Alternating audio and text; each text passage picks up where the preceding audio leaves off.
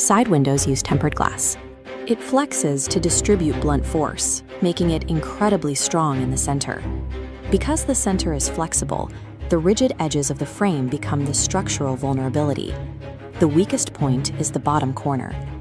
Escaping a jammed cabin involves bypassing the reinforced windshield and targeting that specific corner of the side window. Removing a headrest reveals two solid 6-inch metal prongs. While their primary function is passenger safety, their composition, hardened steel, makes them effective tools for compromising glass. In a cramped, water-filled cabin, you cannot generate enough momentum to swing the headrest like a hammer. Water resistance kills the speed of the strike. Instead of striking, you wedge one of the metal congs deep into the gap where the window seal meets the glass at that bottom corner. This mechanical diagram shows how a lever